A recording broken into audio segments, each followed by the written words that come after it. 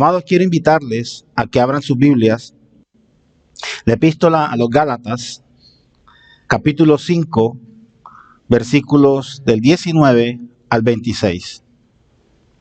Gálatas, capítulo 5, versículos 19 al 26. Vamos a continuar con nuestra serie de sermones expositivos acerca de la epístola a los Gálatas.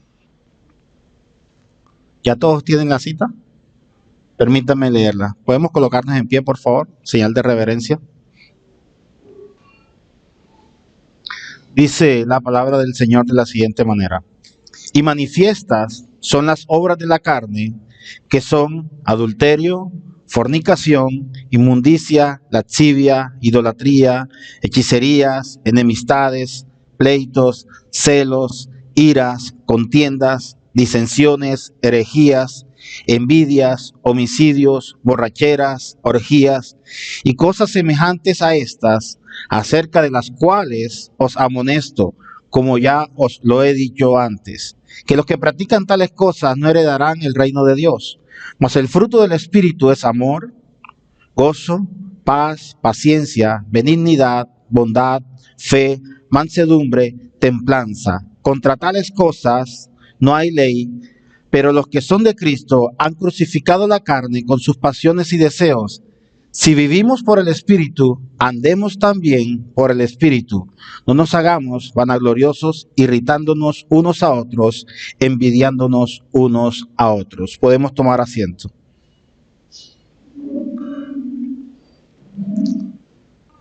Pues bien, para colocarnos y entrar en contexto, el apóstol Pablo, en toda la epístola, desde el capítulo 1 hasta finales del capítulo 5, es decir, hasta el versículo 14 del capítulo 5, Pablo trata todo lo concerniente a la teología del libro o de la epístola a los Gálatas.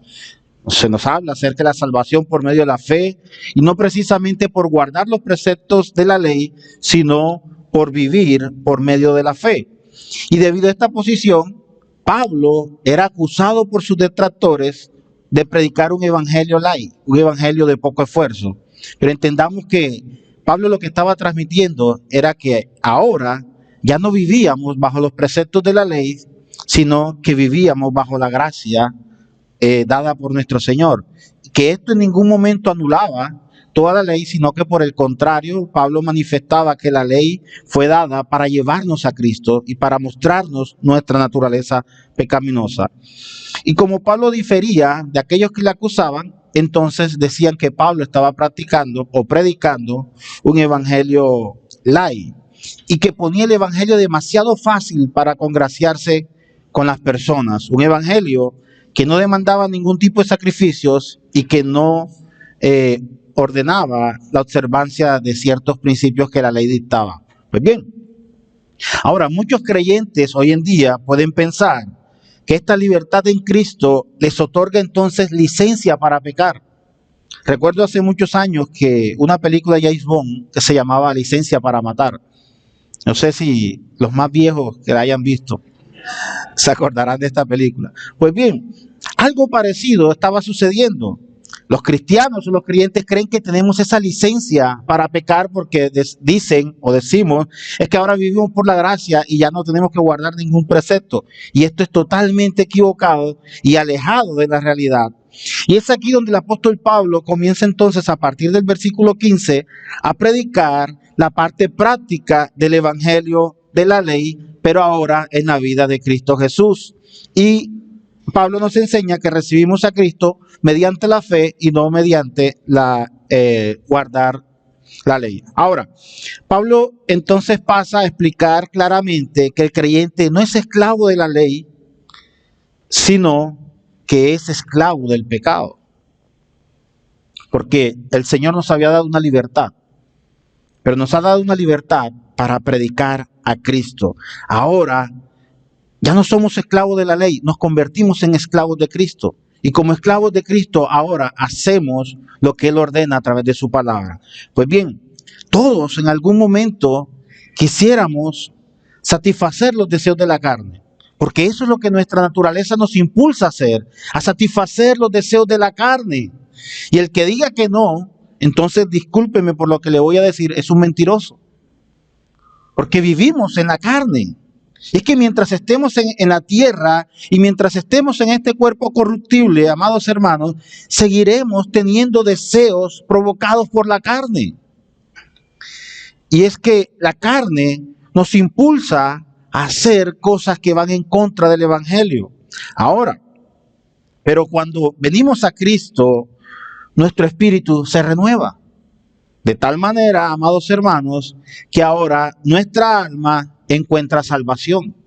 Y entonces nuestra carne seguirá siendo la misma, pero la única diferencia es que ahora nos movemos para glorificar a Cristo. Antes nuestros deseos nos impulsaban a hacer lo que la carne indicaba. Ahora nos movemos para glorificar al Señor. Y ya no vivimos para satisfacer la carne, sino por todo lo contrario, vivimos ahora para contradecirla y para agradar ahora entonces los deseos del Espíritu.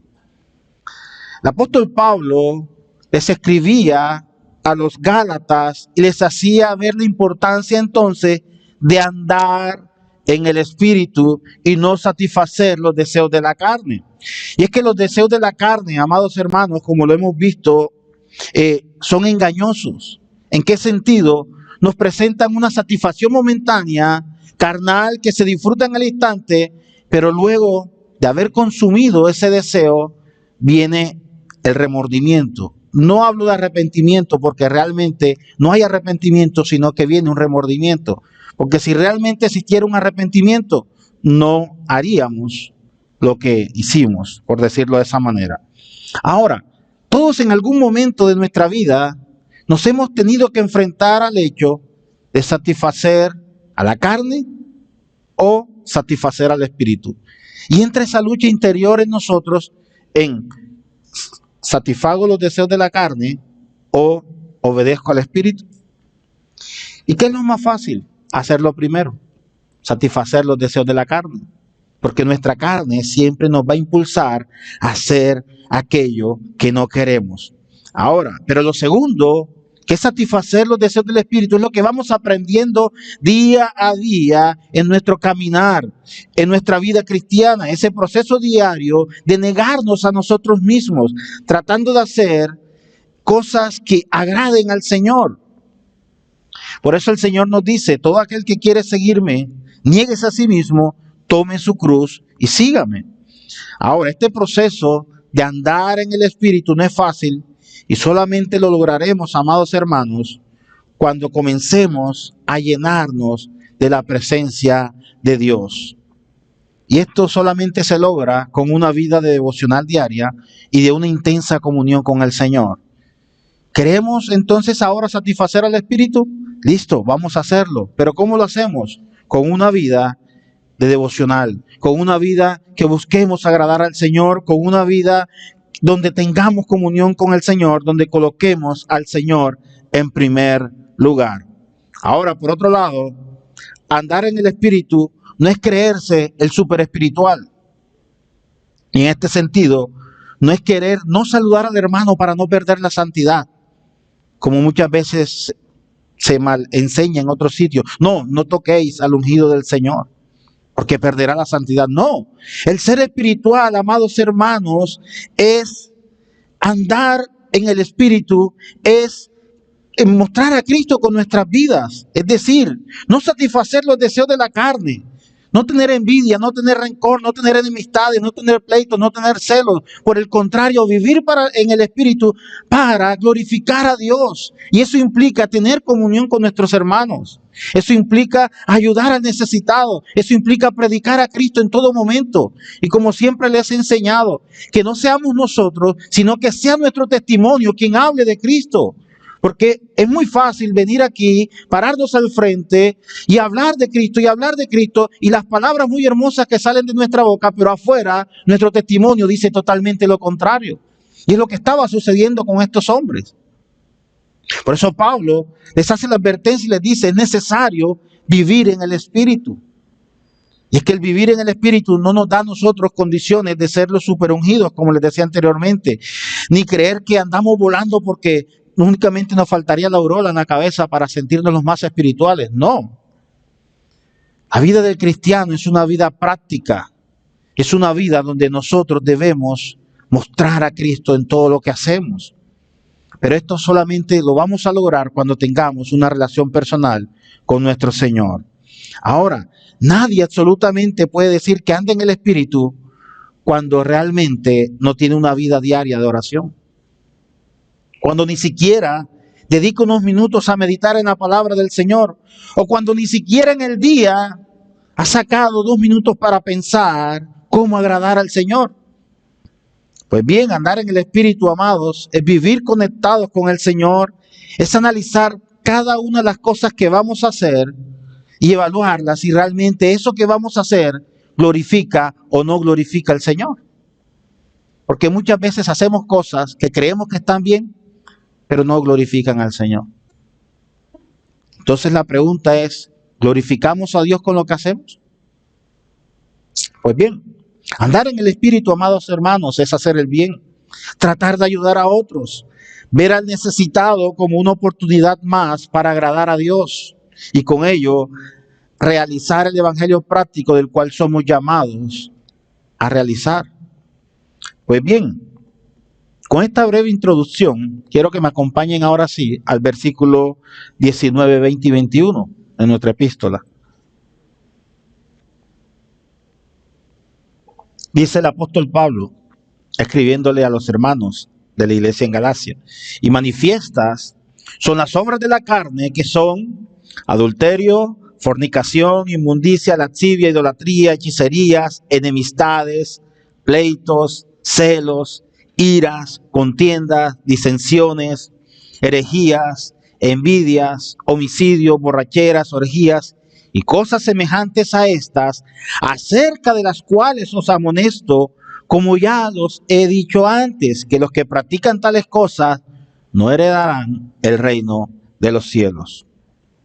Pues bien, el apóstol Pablo nos está mostrando aquí una lista de pecados sensuales, religiosos, sociales y personales. Podríamos hacer esa división. Pues bien, y en cuanto a los pecados sensuales, el primero que se nos enlista es el adulterio. Luego encontramos fornicación, encontramos inmundicia, lascivia, idolatría. Pero la inmundicia o la fornicación se refiere a la prostitución, a la forma de no glorificar a Dios. La inmundicia se refiere a las impurezas sexuales, a la atracción de la pornografía y cosas así. La lujuria se refiere al uso ilícito, al apetito desordenado de los deleites carnales, incluyendo también la brutalidad y el sadismo en esas prácticas. Muy bien, Pablo hace una distinción. Pecados sensuales, religiosos, sociales y personales los vamos a desarrollar más adelante. Y luego hace una lista de otros pecados en esa división. Pues bien, entonces aquí lo importante es entender, amados hermanos, lo que Pablo nos está mostrando. Y es la verdadera naturaleza pecaminosa y los frutos de andar en la carne. Pues bien, entendamos algo. Pablo hace esta división y muestra lo siguiente. Manifiestas son las obras de la carne. Nuestra carne, nuestra naturaleza carnal, tiende a manifestar lo que realmente es ella. Y dentro de estos pecados, Pablo hace una lista y luego Pablo dice que los amonesta acerca de estas cosas, como lo había dicho en otra oportunidad. Y luego agrega que los que practican estas cosas no heredarán el reino de los cielos. ¿Y por qué no lo heredarán? Simplemente porque todas estas cosas nos apartan realmente del propósito de Dios en nuestras vidas. Entonces pasemos a ver cada uno de estas manifestaciones de la carne para que entendamos qué es lo que Pablo está diciendo. Pablo está diciendo lo siguiente: que la naturaleza pecaminosa también se inclina por una insaciable búsqueda de satisfacer deseos religiosos. Ahora, en cuanto a los pecados religiosos, simplemente los voy a enunciar y más adelante los voy a desarrollar. Se menciona la idolatría, que incluye la adoración a ídolos, los cuales en nuestro tiempo abarca no solamente los ídolos, sino la obsesión por el dinero y por todas las cosas que quitan el lugar que le corresponde al Señor. Ahora, luego se mencionan hechicerías y la palabra griega que se utiliza aquí es farmakeia, de donde proviene nuestra palabra farmacia, es decir, drogas, esas drogas que se utilizaban en los cultos paganos, y de ahí viene esa palabra farmakeia, porque se necesitaban drogarse, estar en otro nivel, por decirlo de esa manera, para tener visiones cosmológicas totalmente diferentes a lo que la Biblia enseña. Y aquí podríamos incluir las drogas que son las alucinógenas, y de esta palabra podemos decir que era una droga que se utilizaba en muchas religiones paganas y que se utilizaban también en las prácticas de hechicería y de brujería. De allí por eso el apóstol Pablo utiliza esta expresión para referirse en todo su contexto. Luego hace la tercera división y es de los pecados sociales. Y aquí Pablo habla acerca de las enemistades, los pleitos, es decir, las contiendas, las disensiones, las luchas. Y aquí también vemos cómo los celos y las envidias producen situaciones de disensión, rivalidades y discusiones tensas y arrebatos de ira entre las personas. La palabra griega que se utiliza aquí para esto es thumos, que describe un temperamento muy violento. Las contiendas quiere decir los conflictos cuando las personas no podían convivir en armonía, y estas disensiones daban entonces lugar a facciones y divisiones en pequeños grupos que ya se caracterizaban en la iglesia en los primeros siglos. Y la herejía se refiere aquí a los partidos y sectas de diferentes grupos. Pues bien, y la última referencia a este apartado es dedicada a los pecados personales. Por ejemplo, los excesos de la bebida, la glotonería, que no operan solamente a nivel personal, sino también al nivel de convivencia social, en las que se le da rienda suelta a todos los deseos. Pues bien, ahora veamos y vamos a enumerar uno a uno los pecados de la lista que el apóstol Pablo nos da. Y el primer pecado con que Pablo nos relaciona es, o la primera división de entre los pecados de inmoralidad, es el adulterio o la fornicación. Pues bien, la fornicación o adulterio viene de la palabra griega pornea, es decir, es la relación correspondiente a pecados sexuales en general, aquellos incluso que se aceptan hoy en día por la sociedad. La sociedad ve con buenos ojos que la fornicación hoy en día es lo más normal del mundo. Y voy a colocar el ejemplo. Los novios o las parejas de novios hoy en día, los que no son creyentes, que no conocen el evangelio, tener relaciones sexuales con su pareja es lo más normal del mundo. Y si la mujer o el hombre no ha tenido relaciones sexuales con su pareja, la sociedad comienza a marcarlos y a decirles, ¿pero cómo? ¿Por qué no lo has hecho? Y este pecado se vivía en la época de Gálatas y se vive hoy en nuestros días. Y por eso Pablo lo enumera en la primera lista, o lo enumera de primero en la lista, porque el adulterio o la fornicación también habla acerca de la homosexualidad, prostitución y pornografía. Fornicación significa tener relaciones sexuales por fuera del matrimonio. Luego Pablo habla acerca del adulterio, y el adulterio, como bien lo conocemos en todo el contexto de la palabra, es tener relaciones sexuales por fuera del matrimonio. Y es un pecado de inmoralidad sexual. Recordemos que el Señor ha creado el matrimonio o la institución del matrimonio para que el hombre y la mujer se complementen en uno solo, y que a través del matrimonio podamos darle la gloria al Señor. Y cuando rompemos ese vínculo matrimonial practicando el adulterio, lo que hacemos es irrespetar al Señor y lo que Él ha hecho. Y cuando lo hacemos por fuera del matrimonio, sin estar casados, también lo que hacemos es manchar la imagen de Dios. Que recordemos que fuimos hechos a imagen y semejanza del Señor. Y los Gálatas, en la época en que el apóstol Pablo dirige esta carta, Pablo le está diciendo a la iglesia, ustedes están practicando los deseos de la carne. Recordemos y hagamos el contexto. Pablo comienza en el primer capítulo hablándole, si un evangelio diferente les he predicado, o les he predicado por una persona, o incluso si un ángel del cielo les predica un evangelio diferente, sea anatema. Y comienza Pablo a desarrollar el capítulo 1, capítulo 2, capítulo 3, a hablar acerca de la teología y la relación de nosotros con Dios, que fuimos llamados para la libertad con el Señor, que antes habíamos sido esclavos y ahora somos libres. Y ellos habían entendido que esta libertad entonces les daba licencia para cometer toda esta clase de pecados. Y por eso Pablo enlista, ahora les dice Pablo, listo, ahora, ¿ustedes creen que son libres para cometer pecados? Pues bien, ustedes al creerse libres están cometiendo esta serie de pecados. Y dentro de esta serie habla de la fornicación y del adulterio. Luego les habla y les enlista el tercer pecado, que es la inmundicia. Es decir, lo que no es limpio, aquello que contamina. Literalmente quiere decir, ustedes han visto una herida cuando una persona se punza o se hiere y la herida no se cura y luego con el tiempo, los 3, 4 días comienza a botar pus, comienza a botar materia. Bueno, Pablo les estaba diciendo, ustedes son como ese pus, como esa materia cuando practican este tipo de pecados. Son inmunes. Esa inmundicia se refiere a las obscenidades del pecado que ensucian y manchan el corazón del creyente. Y muchos hechos sexualmente inmorales cometidos en el nombre del amor son realmente egoístas y la antítesis del amor, el cual es el principio del fruto de la salvación. El amor es el principio del fruto de la salvación, pero la inmundicia es todo lo contrario. Nos separa y nos aparta y nos aleja de Dios. Y Pablo les estaba señalando, ustedes son libres, pero miren, están cometiendo adulterio, están cometiendo fornicación y no solamente eso, sino que están siendo inmunes. Están practicando la inmundicia, están manchados, su corazón está manchado tanto de pecado que les es imposible a ustedes acercarse a Dios por ustedes mismos. Luego continúa Pablo enlistando los pecados y les dice, lascivia.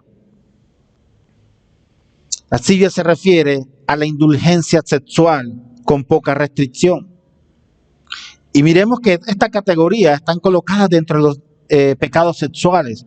Y Pablo comienza principalmente por los pecados sexuales, porque no es que los pecados tengan mayor grado o menor grado, todos son pecados delante de Dios. Lo que sucede, amados hermanos, es que los pecados sexuales eran considerados como algo normal, es decir, el sexo libre y desenfrenado era considerado lo normal, lo que estaba a la moda. Por eso Pablo hace énfasis, aún en aquellos tiempos y aún en nuestros tiempos, Pablo hace énfasis en eso. Y la lascivia se refiere a esa indulgencia sexual que no le da restricción, es decir, que le da rienda suelta a todos los apetitos sexuales, malas conductas sexuales que afligen el Espíritu Santo que trabaja para mantener el corazón de una persona limpia y puro como un lugar donde Dios more. Y este pecado sexual es supremamente egoísta. ¿Por qué? Porque se preocupa poco por Dios y se preocupa poco por aquellas personas a las cuales Dios ama, convirtiéndolas entonces en deseo carnal. Por eso el mismo apóstol Pablo, en su primera carta a los Corintios, en el capítulo 6, versículos 18 al 20, hace la siguiente advertencia: huid de la fornicación. Cualquier otro pecado que el hombre cometa está fuera del cuerpo, mas el que fornica contra su propio cuerpo peca. ¿O ignoráis que vuestro cuerpo es templo del Espíritu Santo, el cual está en vosotros, el cual tenéis de Dios y que no sois vuestros? Porque habéis sido comprados por precio. Glorificad pues a Dios en vuestro cuerpo y en vuestro espíritu, los cuales son de Dios. Y por eso Pablo hace esta categoría de pecados sexuales, porque cuando se practican estos pecados, lo que estamos haciendo es pecar contra la imagen de Dios, pecar contra el templo que Dios ha dado al hombre para glorificarle y para que el Espíritu Santo more dentro de él. Entonces Pablo les está diciendo a los hermanos, ustedes han creído ser libres, pero con esa libertad con la cual han creído, lo que están haciendo es dañar la imagen de Dios. Pues bien, Pablo continúa en la lista con la segunda categoría de pecados, y es los pecados de idolatría. Podríamos decir que en el segundo orden de pecados tiene que ver entonces con una tendencia del ser humano a inventar su propia religión o a inventar su propio sistema de adoración. Y dentro de esta lista, Pablo llama como fruto de la carne la idolatría. La idolatría, en un término general, podemos decir que es referente a la adoración de una imagen o cosa hecha por el hombre o alguna suerte de cosas que capturan nuestra atención aparte de nuestro Dios. Pues bien, nosotros podemos idolatrar a una imagen y venerarla, como hizo el pueblo de Israel en la antigüedad cuando Moisés subió a hablar con el Señor y cuando regresó estaban adorando un becerro de oro. Ese es el concepto que más nos marca como idolatría. Pero también podemos idolatrar a nuestros padres. Un exceso cuidado de nuestros padres nos puede llevar también a idolatrarles. Es que mi papá es un superhéroe, mi papá es esto, mi papá es lo otro. Podemos idolatrar a nuestras parejas, a nuestros esposos, nuestras esposas. Podemos idolatrar a nuestros hijos. Inclusive podemos idolatrar a nuestro trabajo. Podemos idolatrar aquello que tenemos que nos causa satisfacción y que nos aparta la mirada de Dios. Podemos idolatrar nuestros automóviles. Yo creo que a todos los hombres nos gusta tener nuestro auto limpio y bien bonito, bien brillante. Pero muchas veces pasamos por idolatría porque queremos tener el carro impecable y le prestamos más atención a nuestros automóviles que a nuestras esposas, que a nuestros hijos, que a nuestra familia. Eso es idolatría también. Aquello que nos aparte, nos quita la atención, se convierte en idolatría. Y Pablo les estaba diciendo, ustedes han entrado en esta segunda categoría de pecados y es la idolatría. Porque todo aquello que nos aparta y nos separa de Dios se convierte en ídolos para nosotros. Podemos idolatrar a un cantante. Y ahora con el furor de las redes sociales, podemos idolatrar a los llamados influencers, que realmente no influencian absolutamente en nada. Y los jóvenes de hoy se desviven por ir tras de estas personas. Pues bien, nosotros a veces somos consumidos por las cosas o por la carrera o por las relaciones y eso se convierte en idolatría. La idolatría viola la base de la ley de Dios. El Señor lo dijo, no tendrás otros dioses delante de mí. Y también dijo, me amarás con todo tu corazón, con toda tu alma y con todas tus fuerzas. Y cuando nos olvidamos de ese precepto, y cuando nos olvidamos realmente lo que Dios ha ordenado, entonces convertimos cualquier cosa en ídolo. Aquello que llena nuestro corazón, que no es Dios, se convierte en nuestro ídolo. La idolatría, amados hermanos, muestra una gran ingratitud contra nuestro buen Señor. Los ídolos son perversiones de la imagen de Dios. Y la idolatría, déjenme decirles algo, es adictiva. Las adicciones son ídolos dotados de poder por un corazón pecaminoso. Porque cuando nuestro corazón es pecaminoso, le damos poder a ese ídolo y ese ídolo, llámelo como usted quiera llamarlo, nos domina. Las drogas, salud, la belleza, el dinero, el sexo, la popularidad, todo esto son ídolos. Muchas mujeres, y disculpen lo que voy a decir, se gastan toda una vida queriendo ser bellas. Eso es idolatría también. Porque quieren aparentar lo que no es. Muchos hombres también se desviven por tener el mejor físico. Eso es idolatría. No estoy diciendo que sea malo salir a hacer ejercicio, ni estoy diciendo que sea malo practicarse una cirugía. El problema es cuando esas cirugías o esos ejercicios están por encima de cualquier otra cosa. Allí es cuando eso se convierte en un ídolo que va minando nuestros corazones. Pues bien, dentro de ese número de pecados, el apóstol Pablo continúa listando y habla acerca de la hechicería. Ahora, la hechicería viene de la palabra farmaqueia, que, como les decía en la introducción, traduce farmacia, droga. Históricamente se refiere a enrolarse con la brujería, en la cual en los ritos paganos o en la práctica de la brujería y la hechicería se usaba algún tipo de drogas para mejorar la experiencia.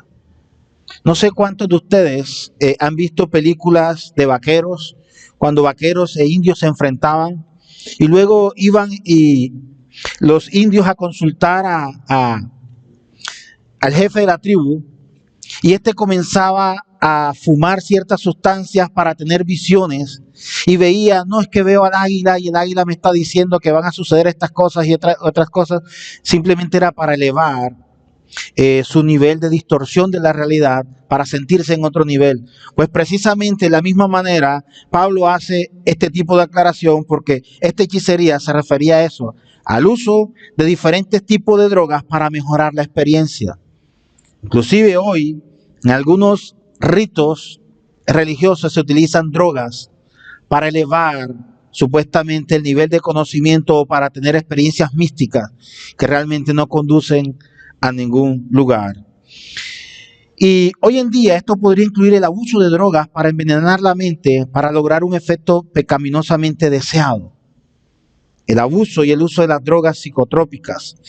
Y esto podría incluir también la adoración demoníaca, también como el tipo de drogas que se utilizan los jóvenes hoy en día, cualquier tipo de droga para tener una experiencia. Pues bien, cuando Pablo escribe esto, las drogas estaban siendo utilizadas para incitar a los abortos en la época de Pablo. Y nada más alejado de la realidad hoy en día, que hemos visto que ya se ha legalizado el aborto en nuestra nación. Pues bien, se utilizaban drogas abortivas y prácticas medicinales que se han trasladado a nuestros días. Muchas mujeres utilizan píldoras para no quedar embarazadas después de tener una relación sexual, como es la píldora el Post-Day, o utilizan píldoras a los 3 o 4 meses de embarazo para abortar o tener un aborto espontáneo. Y Pablo sabía estas cosas y le estaba diciendo a los gálatas: ustedes han practicado todas estas cosas y se están convirtiendo entonces en esclavos del pecado. Y nada más alejado de nuestra realidad si lo traemos hoy en día. Estamos haciendo exactamente lo mismo. Por eso el escritor de Eclesiastés decía: no hay nada nuevo bajo el sol. Todas las cosas son exactamente iguales. Por eso es una falacia decir es que los tiempos antiguos eran mejores. No, todos los tiempos son iguales. Mientras no busquemos a Dios y tengamos al Señor en nuestros corazones, el pecado siempre va a ser pecado y se manifestará en menor o en mayor grado. Lo importante aquí es arrepentirse del pecado y comenzar a buscar a Cristo para que sea el Señor quien llene nuestros corazones.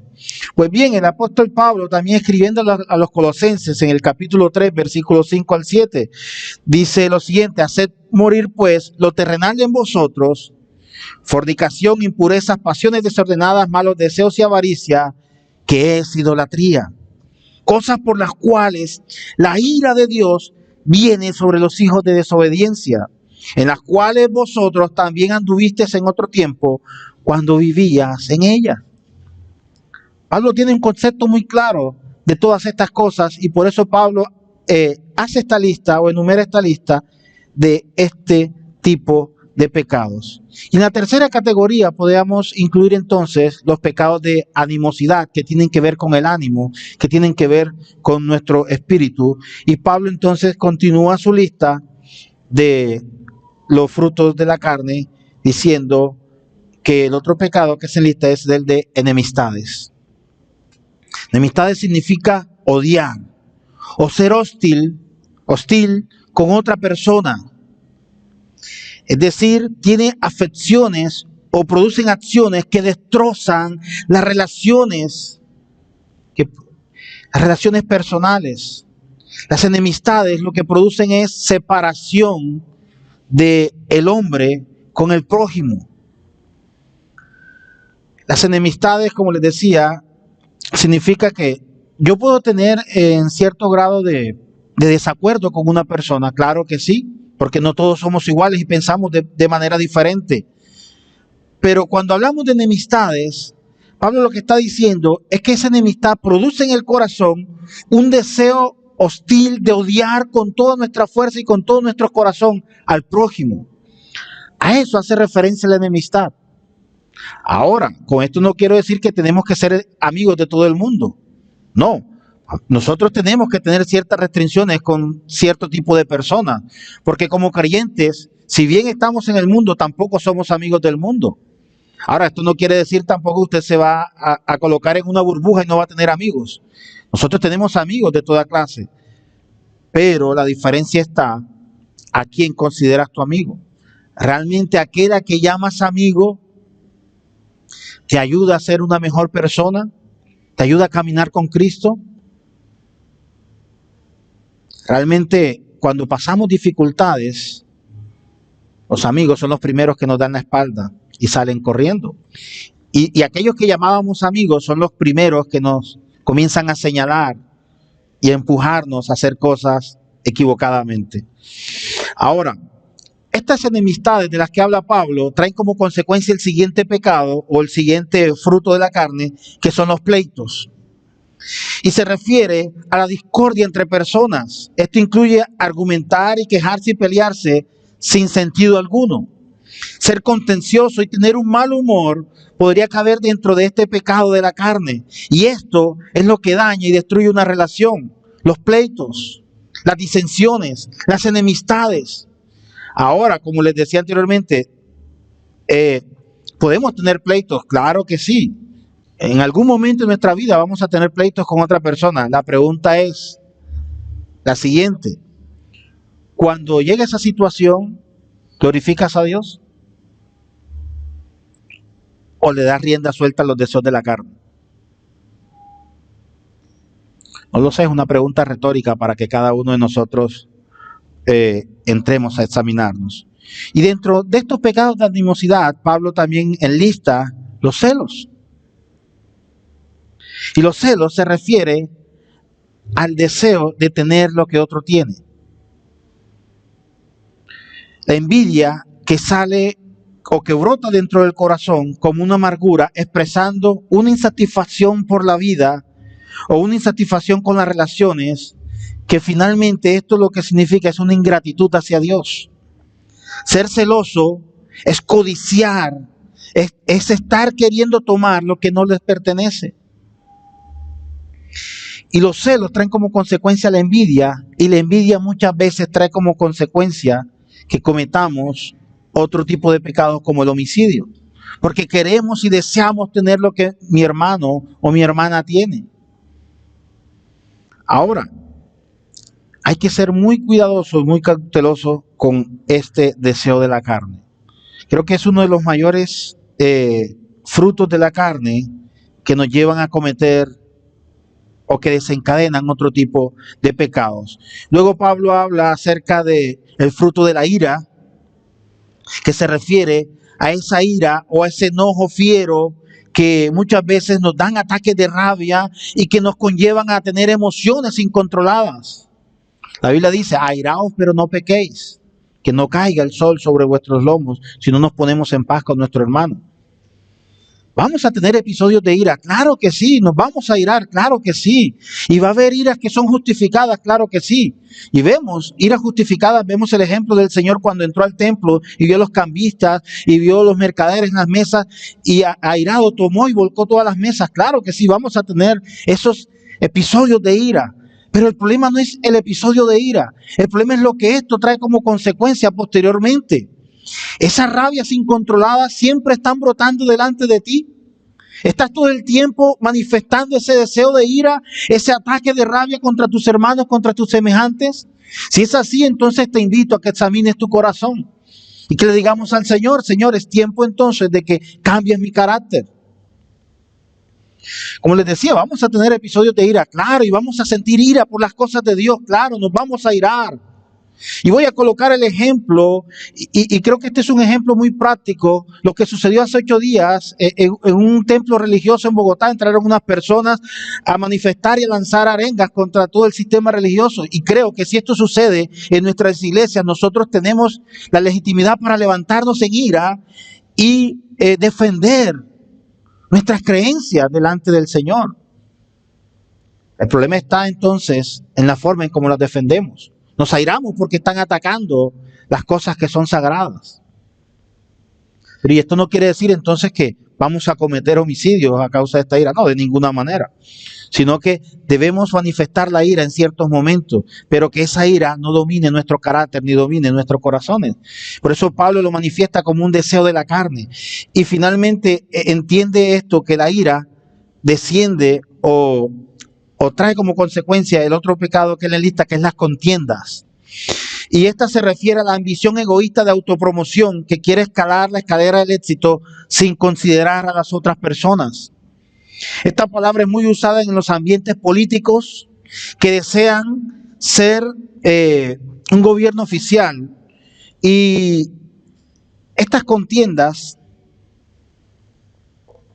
en el ambiente político conllevan a las personas a llegar al nivel más alto de la gobernabilidad, pero no con motivos de ayudar a los demás, sino con motivos de que sean proclamados como los máximos salvadores, por decirlo de esa manera, y ser vistos como las personas que van a traer soluciones a los problemas.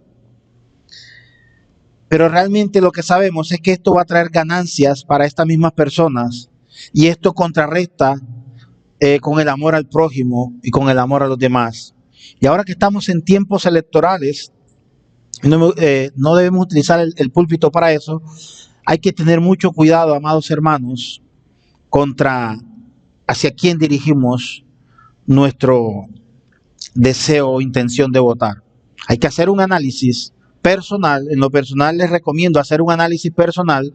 No los estoy induciendo a que voten por ningún candidato, pero sí es necesario que hagamos un análisis personal cada uno de nosotros y que cada uno tome la mejor decisión que bien le corresponda. Pues bien, el otro pecado que enlista el apóstol Pablo con respecto a los deseos de la carne es las disensiones. Y esto tiene que ver aquellos que les gusta causar problemas o divisiones entre los demás hermanos. Siempre va a haber un hermano que le gusta estar colocando disensión para ver pelear al hermano con el otro hermano. No estamos alejados de la realidad. En todo lugar vamos a encontrar hermanos que les gusta hacer este tipo de cosas, causar problemas y divisiones entre los otros. Les gusta hacer dividir a las familias, causan destrucciones en la familia, inclusive en los lugares de trabajo, y más que todo en la iglesia. Hay hermanos que les gusta ser felices causando divisiones en la iglesia. Pues bien, Pablo habla acerca de este deseo de la carne, que hay que tener mucho cuidado, porque la persona que pone a una persona contra otra, en vez de tratar de reconciliarlas, se alegra de ver a los hermanos discutiendo. Y a veces trae temas que no tienen que ver, sino que, por decirlo de esa manera, lanzan la llama a la fogata para incendiarla. Y hay que tener mucho cuidado cuando hacemos o practicamos este tipo de cosas, porque este es un deseo de los que habla el apóstol Pablo, que son deseos de la carne. A muchos hermanos les gusta traer divisiones dentro de la iglesia, dentro de la familia, dentro del trabajo, para sacar un beneficio propio. Pues bien, y el otro pecado que el apóstol Pablo enlista en esta serie de pecados es el de herejías. Y este se refiere a una persona que tiene por decirlo de esa manera, la herejía es un pecado que niega la obediencia a Dios y la aceptación de la verdad. La herejía siempre está ligada a llevar a la persona a pensar diferente a lo que Dios ha establecido en su palabra. La persona que argumentaría y discutiría contra la sana doctrina, incluso crearía divisiones dentro de la iglesia sobre herejía, cabe dentro de esta categoría. Y Pablo lo sabía muy bien, porque los judaizantes entraban dentro de esta categoría, porque se habían infiltrado a la iglesia de Galacia para predicar un evangelio diferente, para decirle a los hermanos: crees en Cristo, eres libre, pero tienes que practicar los ritos de la ley. Eso era regresar a la herejía. Y finalmente el apóstol Pablo continúa con el listado de los frutos de la carne, con la envidia u homicidios. Y esto viene del griego fotonoi, que se refiere a la persona que odia la fortuna de otra persona y que aflige o que se aflige sobre su mala fortuna. Ahora, este pecado no promueve el avance o la realización del prójimo. Esta persona ansiosamente cree que él debería ser promovido y ser exaltado. Y este pecado resulta en rivalidades entre la gente, incluso si la otra persona no está enterada de eso, como en el caso de Caín y Abel, Génesis capítulo 4, hasta llegar al homicidio. Y la envidia desea lo que la otra persona tiene del todo. Y el término para homicidios no estaba incluido en los mejores manuscritos, quizás por estar incluido dentro de los otros pecados que se listaron en esta lista, porque un arrebato de ira llevaría como conclusión a un homicidio. Y recordemos lo que el Señor Jesucristo dijo en el Sermón del Monte, que cualquiera que se enojara contra su hermano quedaría sujeto a juicio. Pues bien, finalmente Pablo enlista en esta lista los pecados de interperancia, que tienen que ver con nuestra personalidad. Y Pablo enlista borracheras y orgías. La borrachera se refiere al consumo abusivo del alcohol por un deseo propio. Es decir, una persona puede consumir alcohol, pero cuando su deseo es seguir consumiendo y seguir consumiendo y seguir consumiendo alcohol hasta perder la conciencia, es lo que Pablo está señalando en este deseo de la carne. Eso es lo que él llama borrachera. Este pecado rechaza gozar de la llenura del Espíritu Santo, sino que lo lleva a la persona a desear el efecto fácil e inmediato de consumir alcohol. Recordemos que una persona borracha muchas veces pierde la noción del tiempo y de la realidad y comete cosas que en su sano juicio no las cometería. Y finalmente, dentro de esta lista, Pablo habla acerca de las orgías, que se refiere literalmente a las orgías, que incluyen las desviaciones salvajes y actividades necias que conllevan a problemas y lastimaduras, muchas veces relacionadas también con el abuso de las drogas y el alcohol, vienen o llevan y conllevan a la persona a cometer este tipo de pecados. Y este pecado es una expresión de la depravación total del hombre, que no muestra nada bueno, sino por el contrario rechaza la pureza y la santidad de Dios. Ahora, observemos bien que el apóstol Pablo concluyó esta lista de obras de la naturaleza pecaminosa con la frase, y cosas semejantes a estas.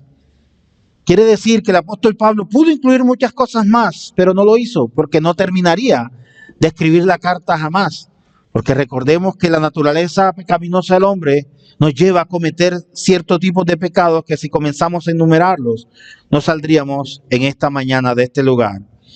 Y entonces Pablo aclaró que los que practican estas cosas, y eso quiere decir que las que practican de manera habitual, no heredarán el reino de Dios. Los que practican.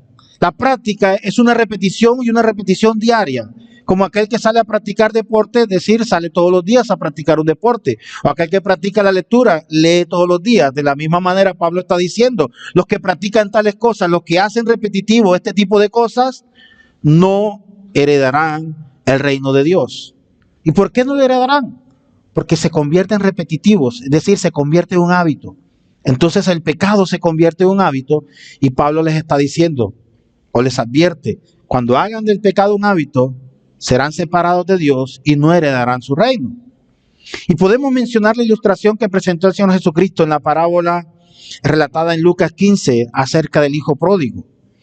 Porque el hijo pródigo en su extrema condición de pobreza, cuando ya no pudo resistir el hambre, fue a parar a una pocilga para intentar comer lo que comían los cerdos. Pero él reflexionó y no se quedó allí. Lo único que se quedaron allí fueron los cerdos. Él reflexionó y dijo, en la casa de mi padre comía mejor que estos cerdos. Ahora voy quizás a la casa de mi padre, quizás para que él me perdone. Precisamente, ¿por qué traigo a colación esta parábola? Porque los que practican en el pecado son como el hijo pródigo comiendo de las porquerías de los cerdos, comiendo en la inmundicia del pecado. Por eso debemos rogarle al Padre que envíe su Santo Espíritu para que nos abra el entendimiento, nos haga volver de nuestra manera vana de vivir y comencemos a buscar al Señor para que nos aparte de la vida pecaminosa en la que antes vivíamos y comencemos a vivir una vida que agrade al Señor. Porque significa que como hijos de Dios nosotros no podíamos resistir vivir en el pecado. Tarde o temprano tenemos que salir y dejar el pecado para vivir una vida y glorificar al Señor. Ahora, amado hermano, no hay fuerza humanamente hablando que pueda doblegar ni quebrar definitivamente el dominio y el control que la vieja naturaleza o la naturaleza contaminada ejerce sobre el ser humano. Si no es Dios quien nos da el poder para dejar esa vida y comenzar a vivir una nueva vida en Cristo Jesús. Y eso es lo que Pablo les está diciendo. Dejen esa vieja naturaleza, pero permitan que el Espíritu Santo more en vosotros. Por eso Pablo hablaba de vivir en el Espíritu, para no satisfacer los deseos de la carne, sino comenzar a vivir una vida que agrade al Señor. Porque los métodos humanos y los consejos de personas bien intencionadas solamente producirán un alivio en nuestras almas, una sensación momentánea de aparente liberación, pero no nos llevarán a tener un definitivo encuentro con el Señor, si no le decimos al Señor que venga y more en nuestros corazones, que nos liberte realmente del pecado. Por eso el Señor lo dijo: conoceréis la verdad y la verdad os hará libres. Libres del pecado, amados hermanos. Y Pablo concluye la lista de las obras de la carne por declarar que aquellos cuyo carácter está manchado con ciertos pecados no entrarán al reino de Dios. El no arrepentimiento y la continuidad del pecado es una señal fuerte de perdición y no de salvación. Ahora, no pretendo decir que un creyente puede perder la salvación, sino que esta persona que actúa de manera semejante da una fuerte evidencia de que nunca ha sido un verdadero hijo de Dios. Porque el verdadero creyente jamás practicará las obras de la carne. Ahora, habiendo presentado la lista de las obras de la naturaleza humana pecaminosa, Pablo pasa a hablar del fruto del Espíritu. Observemos el contraste: obras de la naturaleza pecaminosa y el fruto del Espíritu. Las obras de la naturaleza humana son las que hacemos. El decálogo fue dado en su momento para controlar esa vieja naturaleza, pero después la vida cristiana consistiría en producir el fruto del Espíritu. Y Pablo continúa, versículos 22 y 23. Después de haber enlistado y de haber dado la recomendación de que los que practican tales cosas no heredarán el reino de Dios, Pablo continúa diciendo: mas el fruto del Espíritu es amor, gozo, paz, paciencia, benignidad, bondad, fe, mansedumbre, templanza, y contra tales cosas no hay ley. El fruto del Espíritu, amados hermanos, es completamente diferente a los frutos de la carne. Porque a través del Espíritu, el creyente puede desplegar estas cualidades en vez de las que ya citamos anteriormente, porque estas no son producidas naturalmente en el creyente, sino a través del Espíritu Santo que habita dentro del creyente. Ahora, tengamos en cuenta algo, que Pablo no dice frutos del Espíritu, sino que dice fruto. El apóstol Pablo usa el singular para indicar que todos estos están unificados por el vivir en el Espíritu y a la semejanza de Cristo. Notemos también que estas no son obras, sino son fruto. Aquellas son obras de la carne, este es fruto del Espíritu. Y es interesante ver el contraste. Mientras la carne produce obras, el Espíritu produce fruto. Las obras son producidas por nosotros mismos, por nuestra naturaleza, y se quedan allí como meras obras, mientras que el fruto es producido por el Espíritu Santo que mora en los creyentes y el fruto se multiplica. ¿Ustedes han visto un árbol frutal? Todos hemos visto un árbol frutal, un manzano, un peral, un aguacate, una ciruela. Usted toma el fruto, ¿y qué pasa con ese fruto si usted lo siembra? Vuelve a producir más fruto. Por eso el apóstol Pablo habla del fruto del Espíritu, porque el fruto del Espíritu que mora en el creyente multiplica y se multiplicará para dar más fruto. Y es interesante entonces cómo el apóstol Pablo comienza ahora a hablar acerca del fruto del Espíritu Santo. Y el Señor Jesucristo habló sobre el fruto del Espíritu en Juan capítulo 15. Dijo que sin Él no podríamos hacer nada, porque el fruto es lo que el Señor quiere en nuestra vida. El Señor quiere fruto, fruto y mucho más fruto. En Mateo capítulo 13, el Señor habló que la semilla de una cosecha que rendía 30, 60 y hasta 100 veces más de lo que se había sembrado. Por eso el Señor quiere que nosotros demos frutos. Ahora, el fruto es producido por el Señor, usando el Espíritu Santo en nuestras vidas.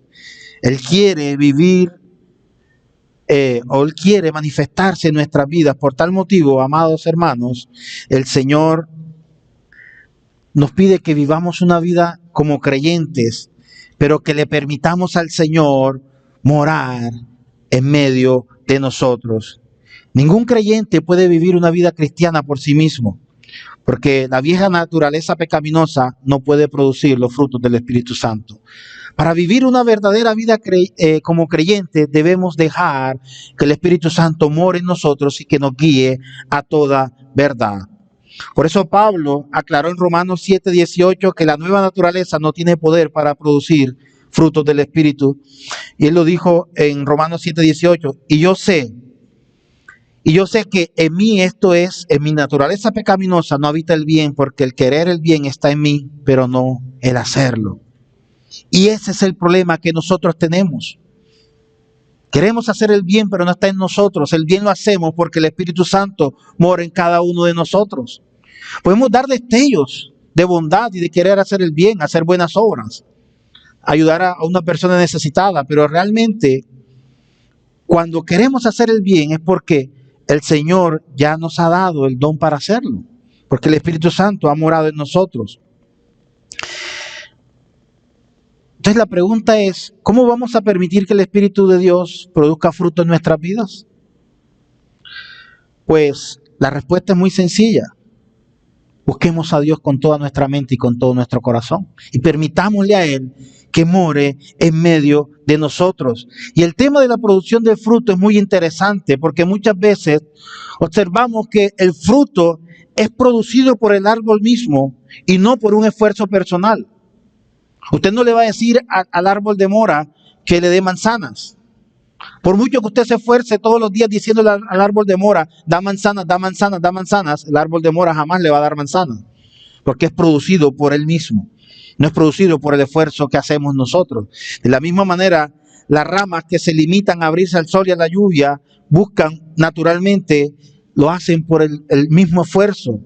Primero aparece una flor y luego el fruto va creciendo hasta madurar. Lo hace el mismo árbol, no lo hacemos nosotros.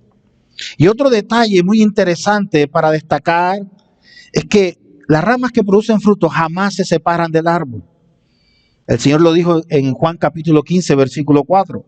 Permaneced en mí y yo en vosotros. Como el pámpano no puede llevar fruto por sí mismo si no permanece en la vid, así tampoco vosotros podéis permanecer si no permanecen en mí. Entonces nuestro problema es que nosotros no nos ofrecemos a Dios como un sacrificio vivo. ¿Sabes por qué? Porque cuando decimos que no, yo me ofrezco a Dios con toda mi mente y con todo nuestro corazón, y cuando el altar se calienta figurativamente hablando, entonces nos arrastramos y queremos dar la vuelta y queremos devolvernos. Cuando las cosas se ponen difíciles, decimos no, esto no es conmigo y me voy para atrás, doy la vuelta. Y la pregunta es, ¿queremos producir fruto? Pero no estamos dispuestos a glorificar a Dios. Queremos que el Espíritu Santo dé frutos en nosotros, pero no queremos estar unidos al Señor. Entonces Pablo está formulando el principio de producir fruto de manera que nosotros pudiéramos entenderlo. El fruto se produce cediendo ante las influencias que están sobre nosotros. Es decir, el fruto se va a producir cuando nosotros dejamos que el Espíritu Santo more en nosotros, no cuando nosotros queremos producir frutos con nuestra propia vida. Pues bien, ahora bien, Pablo comienza a hablar. Pablo estaba formulando el principio de producir fruto de manera que nosotros pudiéramos entender esto. Tenemos que ceder ante el Espíritu Santo para que el Espíritu Santo pueda producir fruto. El Espíritu Santo, el Señor quiere producir fruto en medio de nosotros, pero ¿estamos nosotros dispuestos a dejar que el Espíritu Santo lo produzca? Pablo dijo en el versículo 22, pero el fruto del Espíritu es amor, alegría, paz. Mientras que la lista que caracterizaba las expresiones de la naturaleza humana se expresaban en plural, con una pluralidad de diversidad de obras, observemos que el fruto se expresa en singular como una unidad. El apóstol Pablo, en la primera carta a los Corintios, capítulo 13, versículo 1, Él dijo que sin amor seríamos como címbalo que resuena, como un metal que hace ruido. Porque el primer fruto que habla el apóstol Pablo del Espíritu Santo es el fruto del amor. Y el fruto del amor, hay que entenderlo, que el amor es sumamente importante. Porque tenemos que reconocer la importancia de lo que el apóstol Pablo estaba diciendo. Y Pablo dice que el fruto del amor, que del Espíritu Santo es el amor. Y el amor podríamos traducirlo como ágape. Y aquí es el fundamento del resto, o es la base de todos los frutos. Y nuestro objetivo número 1 es amar a Dios con todo lo que nosotros somos y con todo lo que tenemos. Entonces debemos amarnos unos a otros, y esto prueba nuestro amor hacia Dios, y este amor debe ser como el de Cristo hacia nosotros, sacrificial y proactivo. Como fruto, el apóstol Pablo continúa diciendo, el otro fruto, o el fruto del Espíritu Santo, también es gozo. Y este gozo es un regocijo profundo e interno y permanente para aquellos que permanecemos en Cristo. Ahora nos gozamos porque vivimos en Cristo. Y si tenemos dificultades, también nos gozamos porque a través de ellas glorificamos a Cristo. Y no depende de las circunstancias que nos rodean, porque nuestro gozo proviene del Señor como manifestación del fruto del Espíritu Santo. Amamos a Dios y nos gozamos en su amor. Y luego esto trae como consecuencia paz, que es el tercer de la lista que ilustra Pablo. Y esta paz se refiere a ese confort, a ese consuelo de los que vienen a descansar en el Señor. Por eso el apóstol Pablo también dijo que la paz de Dios sobrepasa todo entendimiento, porque el mundo no puede entender esta paz, pero los creyentes podemos entender a qué paz se refiere, porque Dios es soberano sobre todos los aspectos de nuestras vidas, incluso enfrentar problemas, disensiones, cualquier tipo de problemas que se nos enfrenten en nuestras vidas, las enfrentaremos porque el Señor nos ha dotado de la paz que desafía cualquier entendimiento humano. Y como consecuencia de esta paz, también el fruto dará en nosotros paciencia. Y la paciencia es la decisión de retener o demorar el enojo o de demorar el juicio para comenzar a esperar en Dios. Los pacientes no se ofenden fácilmente. Dan tiempo para que el perdón tome su lugar, y esta cualidad no da espacio a pensamientos de desquite, incluso cuando somos maltratados malamente. Por eso es un fruto del Espíritu la paciencia.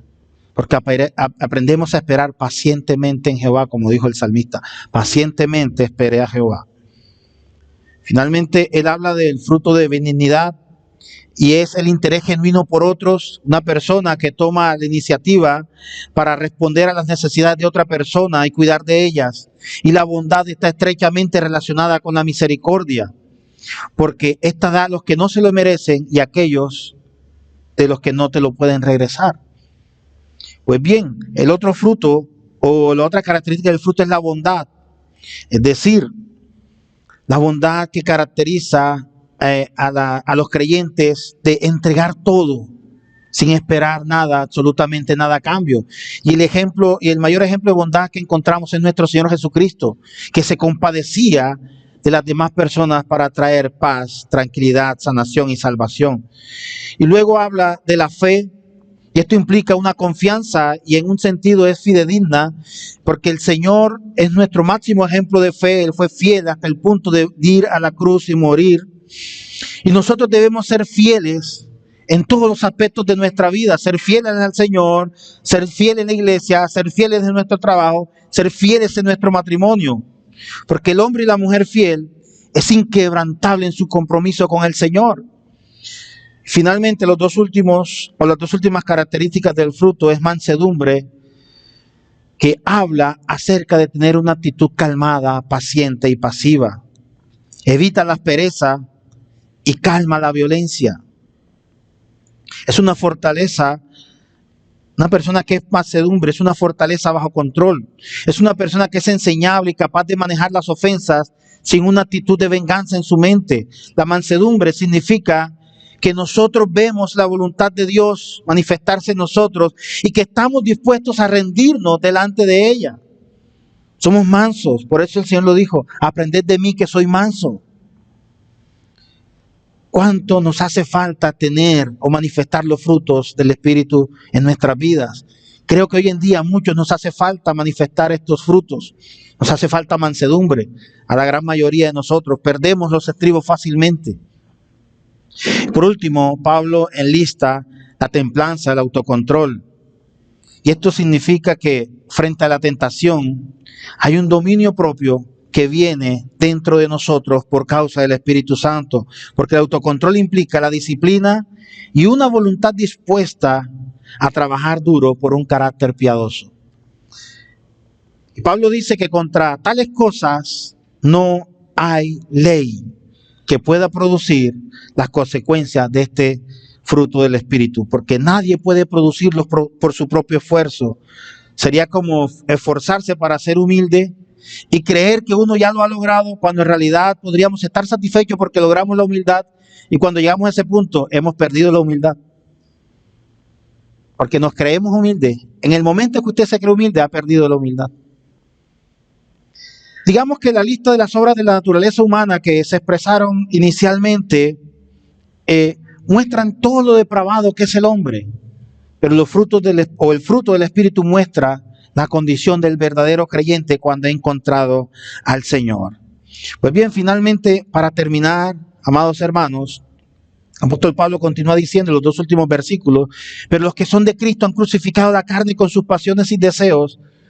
Esto significa que el creyente ha sido entonces unido a Cristo, que se ha crucificado juntamente con Cristo, que sus pasiones de la carne las ha dejado allí y ha renacido nuevamente con Cristo. El apóstol Pablo cierra en el versículo 25 diciendo: si vivimos entonces por el Espíritu, andemos también por el Espíritu.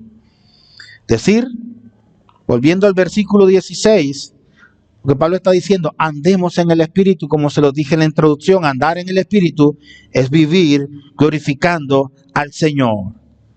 Y Pablo cierra el versículo 26 diciendo: no nos hagamos vanagloriosos, irritándonos unos a otros y envidiándonos unos a otros. Otra versión traduce: no dejemos que la vanidad nos lleve a irritarnos y envidiarnos unos a otros. Amado hermano, la vanagloria nos lleva a irritarnos y esto es un pecado delante de Dios. Finalmente, para terminar, la vida del creyente no consiste en subir rápidamente como un globo por medio de una fuerte y abrumadora experiencia de elevarnos vertiginosamente sobre las alturas más allá de las nubes. No, la vida del creyente es un andar diario que nos trata de ir colocando de un pie delante del otro pie, paso a paso, con una actitud de dependencia del Espíritu Santo. Como conclusiones finales, al ser humano solo le queda una esperanza, y esta se encuentra en Cristo Jesús. Únicamente el Espíritu Santo puede imponer su dominio en esa lucha cuando la persona se somete a Dios. Si esa persona ya tiene una relación con Dios, entonces puede acercarse al Padre Celestial y someterse a Él, consciente de su debilidad y de su impotencia para librarse de las fuerzas que influyen en Él. Ahora, hermanos, si esta persona no tiene una relación con Dios y si no conoce al Señor, entonces es tiempo de que vengas en arrepentimiento hacia el Señor. Pídele que te libere del pecado y del castigo del pecado por los méritos de la obra de Cristo en la cruz del Calvario, para que te dé vida juntamente con Él. Amén.